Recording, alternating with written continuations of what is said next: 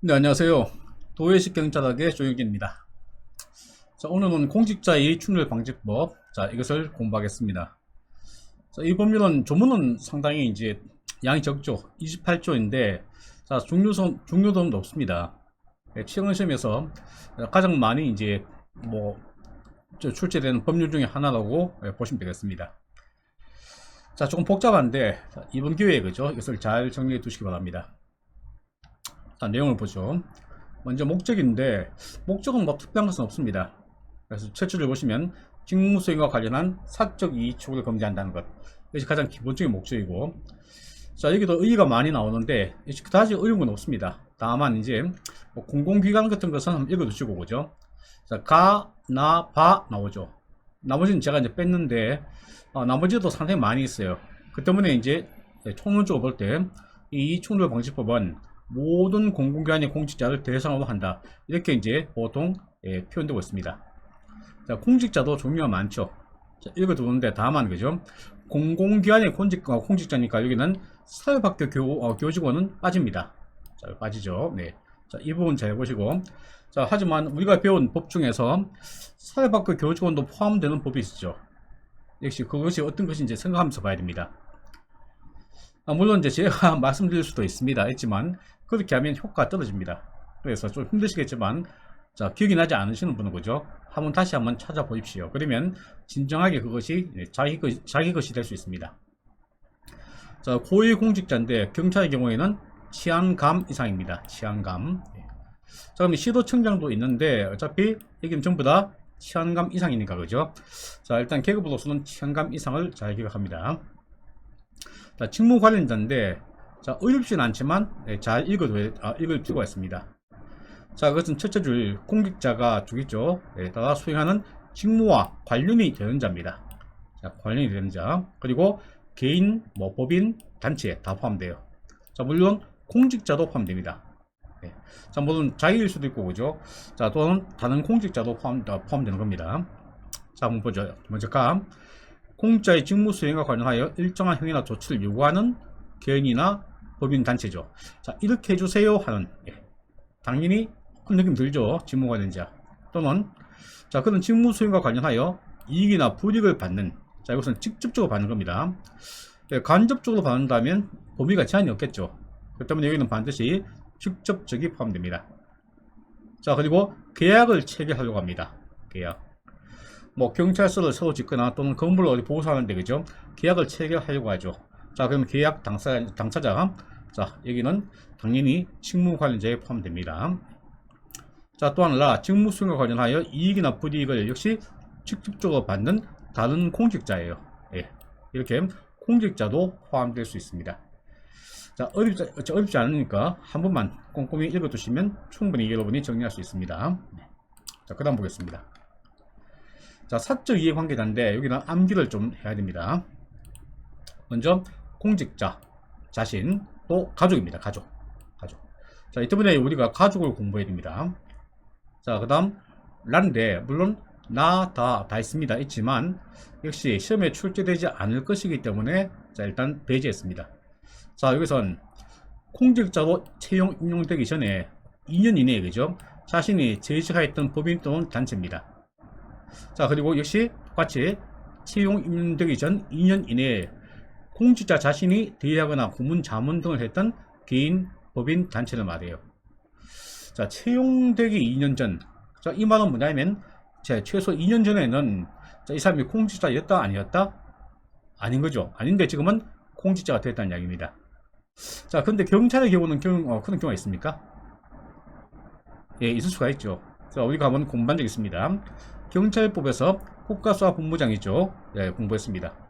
자, 여기는 내부 임용도 가능하지만 외부 임용도 가능했죠.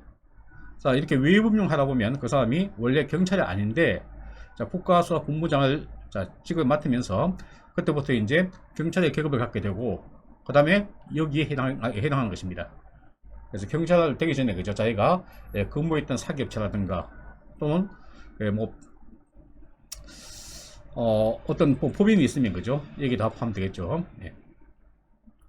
대부분 이제 변호사 같은 경우에 그런 경우 많죠. 그래서 변호사가 자기가 법무 부분에 있다가 공직을 취임하게 됩니다. 그러면 바로 라나 마 항목에 걸리게 됩니다. 자, 4. 자, 여기서는 퇴직하는 공직자예요. 퇴직하는 공직자. 언제? 최근 2년 이내입니다. 2년. 그래서 다행히 숫자병이 좋죠. 사적 이해관계자 있으면 기본 2년이 깐다. 2년을 깐다는 것을 기억합니다. 자, 여기서는 퇴직일 전 2년 이내에 사적 이해관계자의 신고 대상 직무를 수행하는 공직자와 같은 부서에서 같이 근무한 사람이에요. 자, 만약에 어떤 대면 업무를 맡고 있는데 같은 부서에 근무했어요. 자, 근데 이 퇴직했습니다. 자, 이렇게 퇴직했다가 갑자기 연락 오면 불안하죠. 10중 8구는 뭔가 그죠? 부탁이 있는 겁니다. 상당히 불편한 자리입니다. 바로 그런 경우입니다. 그런 경우. 자, 그런 사람들이 사적 이해관계자입니다. 자, 여기서 가족이 있는데 가족을 한번 정리해 보겠습니다. 우리가 친족은 정리했죠. 자, 그런데 여러분이 이제 혼동하시면 안 되는 게 친족과 가족은 별개의 개념이에요. 자, 그 점은 먼저 이해해야 됩니다. 친족 중에 일부가 가족이다? 그런 범위가 아니에요. 자, 그래서 누가 누구를 포섭하지 않습니다. 그렇기 때문에 별개로 공부를 해야 됩니다. 자, 일단 가족. 자, 우리가 생각합니다. 먼저 가족을 생각해 보세요. 자기 마누라, 남편, 가족. 맞겠죠? 배우자. 두 번째, 직계혈족이에요. 아버지 또는 자기 아들, 딸 있죠. 그죠? 뭐 어머니 전부 다 직계혈족입니다. 자, 그 다음에 형제 자매 있죠. 자기 동생, 형, 누나. 자, 이런 사람은 가족이죠. 그래서 먼저 배우자, 직계혈족, 형제 자매에 들어갑니다. 자, 그리고 2번은 이제 좀 예외적인 경우인데, 자, 직계혈족의 배우자. 두 번째, 배우자의 직계혈족. 세 번째, 배우자의 형제 자매입니다. 자, 누군지는 한번 자신을 그죠 중심으로 한번 생각해 보면 돼요. 되는데 여기는 다만 생계를 같이 해야 됩니다. 생계를. 따라서 아무리 그죠 이게 해당되어도 생계를 같이 하지 않으면 자, 가족에 포함되지 않은 것이에요. 다시 직계혈족의 배우자. 자, 자기 직계혈족의 배우자 생각합니다. 나중에 이제 며느리 얻으면 며느리 되겠죠, 그죠? 네. 자, 그 다음 배우자의 직계혈족. 자기 아내의 직계혈족이죠. 그러면 뭐 장인, 장모도 있을 것이고, 그죠? 자, 그리고 배우자의 형제 자매입니다. 자기 배우자, 뭐 처자라든가 처남은 있겠죠, 그죠? 이런 사람들은 생계를 같이 하면 가족이에요. 그래서 1번, 2번을 잘 기억합니다. 자, 이런 가족이 문제되는 경우는 자, 우리 이해충돌 방지법에서는 4가지가 있습니다. 첫째, 부동산 보유 매수 신고. 두 번째, 거래 사전 신고. 가족 채용 제한, 수의계약 체결 제한입니다. 그래서 이 4개는 문제에 나올 수 있습니다. 다음에 가족의 범위가 문제되는 것은 나올 수 있겠죠. 4개를 이어두세요. 이어두는데 뭐 중문자를 따도 간단합니다. 자, 가수, 거부. 가수 되기를 거부합니다. 난 가수는 싫다. 거부한 거죠. 그래서 가족, 가수, 거부 이어둡니다. 자, 이것을 이제 좀 더 구체적으로 정리해 보겠습니다. 자, 이것은 이제 뒤쪽에서 그죠 개별적으로 법령이 나오지만 미리 정리한 것이 좀 편해요. 자, 먼저 가족 채용 제한이 있죠. 자, 여기는 명백하게 가족 되어 있죠. 되어 있으니까 가족이 그대로 다 했습니다. 자, 배우자, 직계혈족. 직계혈족은 이렇게 표현할 수 있고, 그죠? 또는 직계존 비속, 이렇게도 표현할 수 있습니다. 즉, 혈족은 자기 존속 아니면 비속이니까 같은 말이에요. 형제자매. 자, 기본 3인 있고, 그죠? 그 다음 생계를 같이 하는 직계혈족의 배우자. 또 반대로 배우자의 직계혈족. 그 다음 배우자의 형제자매에 들어갑니다. 그래서 여기는 가족이 똑같이 들어가요. 자, 나머지는 범위가 변합니다. 이 중에서 거래 사전 신고와 수의계약 있죠, 그죠? 2개 있는데 이 2개는 범위가 똑같습니다. 2개 당이죠. 자, 보니까 배우자 그건 직계혈족이고 여기는 누가 빠져있죠? 형제자매가 빠지게 됩니다. 형제자매. 여기도 빠지고 역시 생계를 같이 하는인데 배우자의 직계혈족만 포함돼요. 여기는 포함되고 위에 봤던 1번 직계혈족의 배우자와 3번 배우자의 형제자매는 제외됩니다. 그래서 자, 1단계, 2단계, 1번, 2번 전부 다 범위가 줄었습니다. 자, 마지막으로 부동산 보유 매수 신고인데 이쪽은 기본권과 좀 밀접한 관련이 있죠. 그 때문에 이것을 너무 그저 강하게 제한할 수 없습니다. 그 때문에 여기는 더더욱 제한됩니다. 여기는 자, 2번 배우자. 자, 같죠? 그런데 직계혈족에 자, 아까 3개 있죠. 위에 3개는 그냥 직결적인데 여기는 생계를 같이 하는 직결적이에요. 그래서 범위가 줄었습니다. 그 때문에 단계별로 기억하는 게 좋습니다. 가족 채용 제한은 자 1번에서 1, 2, 3 다 했습니다. 하지만 거래 선신고와 수의계약 체결 제한은 1, 2만 있습니다. 자 그리고 부동산 보유 매수 신고는 더 협소합니다. 그래서 1과 제한된 2 생계를 같이 하는 이 꼭 있어야 됩니다. 자 그리고 밑에 2번은 생계를 같이 하는 배우자 직결적 이 점은 같죠 전부 다. 자 그래서 시험에 나온다면 그죠 부동산 보유 매수 신고에서 범위가 상당히 유력합니다. 특히 생계를 같이 하는 잘 기억해두면 도움이 될 겁니다. 자 다음 보겠습니다. 자 제2장 공직자 이해충돌 방지 및 관리 있죠. 자 여기서는 이해충돌 방지를 위해서 약 10여 가지 규정을 두고 있습니다. 그래서 5조부터 15조까지 이름을 쭉 보시고 오죠. 여기서 우리가 한 개 한 개 정리하는 것입니다. 자 먼저 제5조 사적 이해관계자의 신고 및 회피, 기피 신청이 있죠. 자 한번 읽어봅니다. 일정 업무를 수행한 공직자는 직무 관련자, 자 대리인 포함입니다. 포함. 자 괄호 속에 포함 뭐 이런 거 중요하다고 했죠. 예, 포함. 자 직무 관련자가 사적 이해관계자에만 알았으면 안나로부터 14일 이내 신고합니다. 신고하고 회피 신청해야 됩니다. 회피. 자 14일 이내 신고 회피합니다.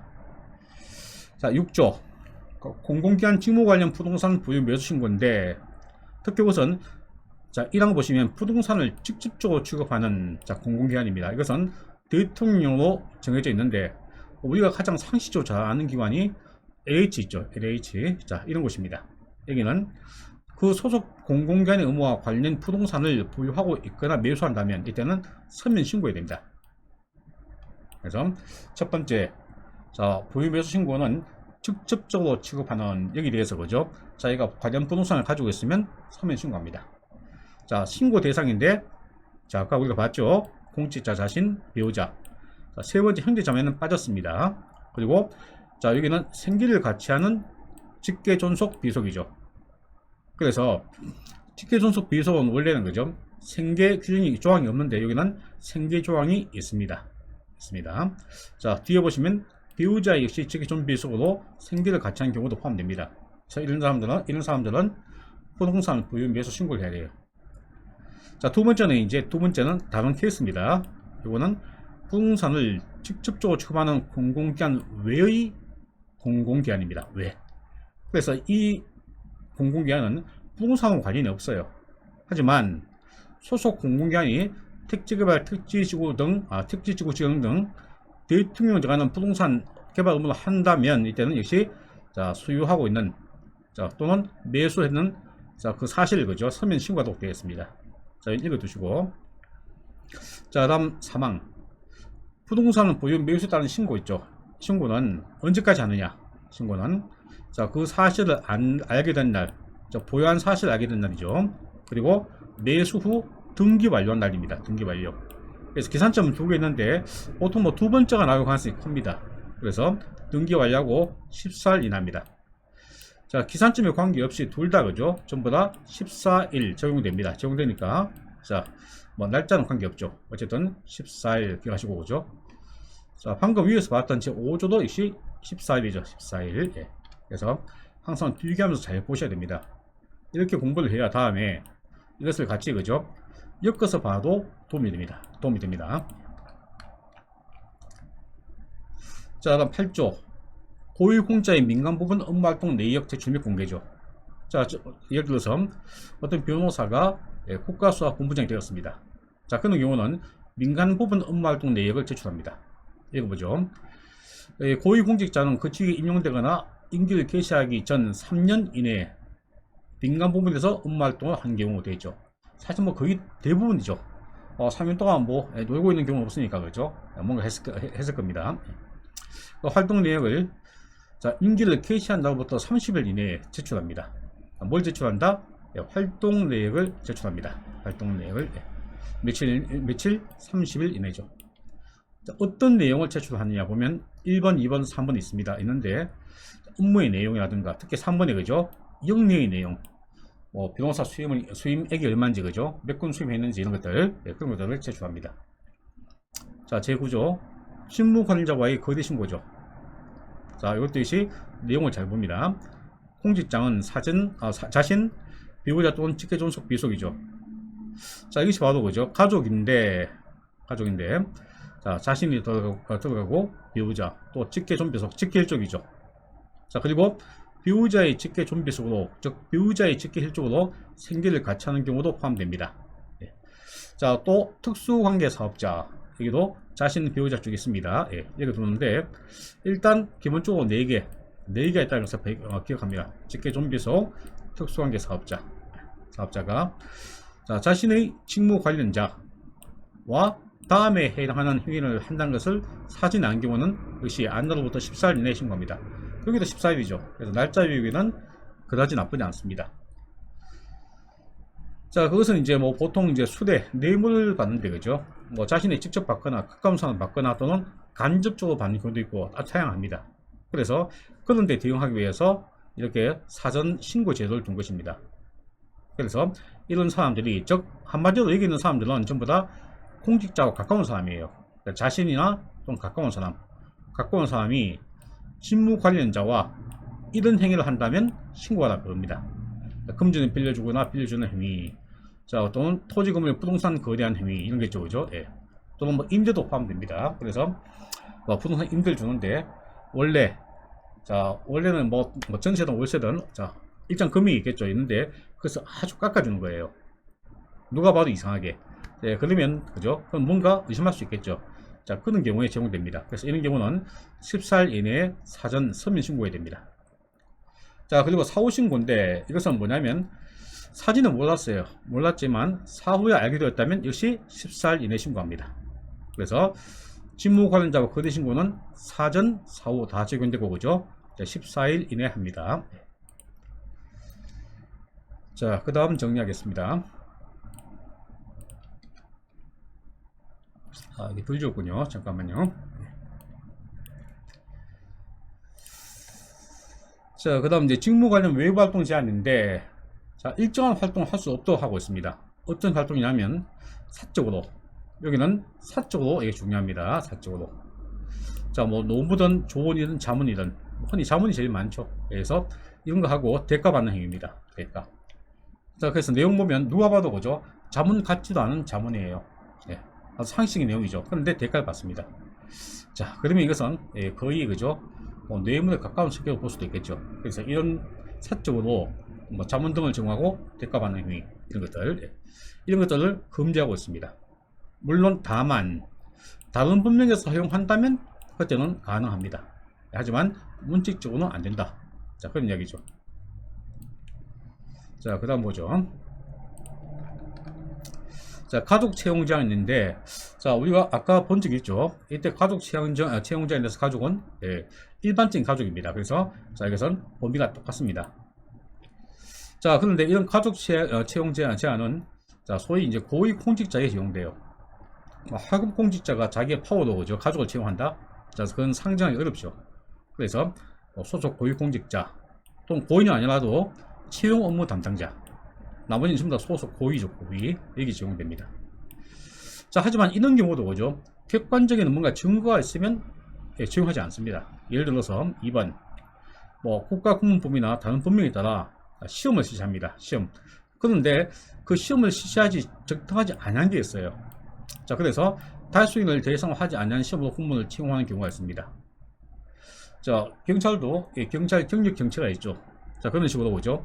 자, 각 직면마다 그런 식의 시험이 있습니다. 자, 근데 그 시험 다가 아니고 그 중에서 자, 우리는 다 국가공무원을 그 직급직에 해당하는 지방공무원 임명할 때 자, 이런 경우는 그죠? 자, 가족 채용 제한의 예외를 인정한다는 겁니다. 자, 물론 이거 말고도 법령에는 많이 있지만 자, 일단 하나 정도 기억하시고, 자, 이런 것은 방조한 것도 금지예요. 방조한 것도. 자, 그래서 지시, 유도, 묵인도 하셔도 안 되고, 그죠? 예, 그리고 다른 법률인데 항상 다른 법률이 있으면 자, 그 다른 법률을 적용하도록 하고 있습니다. 자, 왜냐하면 이해충돌방지법은 자, 소위 일반법이에요. 거기에 대해서. 그 때문에 특별법이 있으면 자, 그 법을 적용합니다. 자, 그 다음 내용을 보겠습니다. 그 다음은 수의계약 체결 제한입니다. 수의계약. 자, 여기도 아까 우리가 가져갈 때 잠깐 본 적이 있습니다.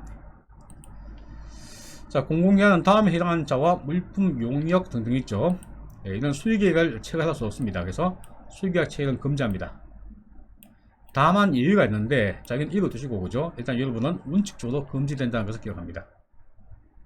자, 누구하고 하느냐? 뭐 고위공직자, 또 소속 공직자 주 있죠. 있는데, 특히, 치로 보시면, 그죠? 이런 사람들의 배우자, 직계 존비속, 직계쪽이죠. 또 배우자의 직계 존비속으로서 행위를 같이 하는 경우가 포함됩니다. 그래서, 자, 우리가 정리했던 가족의 범위 있죠. 그걸 생각하시면서 정리해야 됩니다. 13조는 특별히 이제 법령에, 지금 법령이 아니고, 예, 그것은 문제에 다루거나 한 적이 없어요. 그래서 13조는 넘어갑니다. 자, 14조에 직무상 비밀 등 이용 금지 있죠. 자, 이것은 조금, 그죠? 복잡하게 보이지만, 정리만 잘하면 도움 됩니다. 그죠? 먼저, 첫 번째. 자, 잠깐요. 하나, 둘, 세 개. 이 세 개가 전부 다 연관성이 있습니다. 자, 먼저 첫 번째는 공직자. 이때 공직자는 공직자 아니게 된 날로부터 3년이 경과하지 않은 사람도 포함됩니다. 다시 말해서 그죠? 퇴직한 경우도 포함될 수 있다는 거예요. 3년이 경과하지 않으면 포함됩니다. 자, 다시 공직자는 첫째는 직무 수행 중 알게 된 비밀. 첫 번째입니다. 두 번째는 자, 직무 수행 중 아니라도 그죠? 공공기관에 이제 미공개 정보가 있습니다. 이런 것들. 이 미공개 정보가 뭔지는 바로 안에 설명이 나오죠. 설명은 읽어둡니다. 자, 다시. 자, 첫 번째 비밀이나 미공개 정보를 이용해서 마지막으로 재물 또는 제한상 이익을 취득하거나 또는 제3조로 하여금 역시 취득하게 한 것이에요. 그래서 이것은 직무상 비밀을 이용한 취득금지. 뭘 취득한다? 재물이나 제한상 이익이죠. 자, 두 번째 보죠. 직무상 비밀 취득자 이용금지입니다. 이것은 그죠? 자, 아까 1항과 대칭되는 것이에요. 자, 이거는 공직자로부터 그런 비밀이나 미공개 정보를 제공받습니다. 또는 제공을 안 받아도 그죠? 부정한 방법으로 취득하는 것이에요. 이 취득해서 자, 이를 이용해서 재물이나 제한상 이득을 취득하면 자, 바로 이게 해당합니다.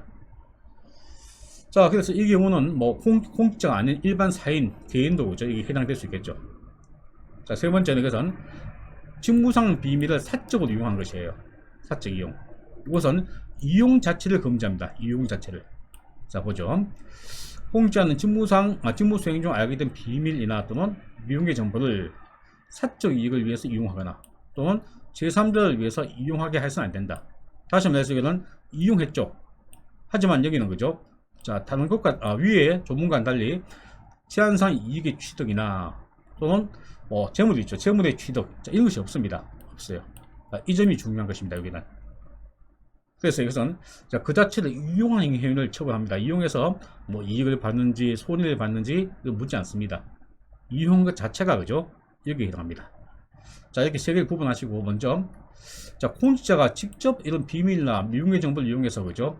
이익을 취득한 것은 아주 중하죠. 그래서 이것은 아주 중하게 처벌합니다. 이것은 7년 적용돼요. 7년 7천 적용됩니다. 두 번째, 공직자로부터 이것을 받아서 그죠? 자, 그것을 이용합니다. 자, 또는 그것을 알게 돼서 이용해요. 이것은 공직자를 거쳐서 이용하는 거죠. 이런 경우는 5년 5천 적용합니다. 그 세 번째는 이용 자체죠. 이거는. 그래서 이것은 뭐 재물이나 제한상 이익을 자, 얻었는가, 자, 취득했는가 묻지 않고 그죠? 자, 이것은 가장 가볍게 이 중에서 3년 3천에 처벌해요. 그래서 처벌까지 연결해서 그쪽에 다 정리할 수 있습니다. 그래서 요 14조 조문 있죠. 복잡하지만 이렇게 하면 정리할 수 있으니까 가급적이면 정리해 두면 좋을 겁니다.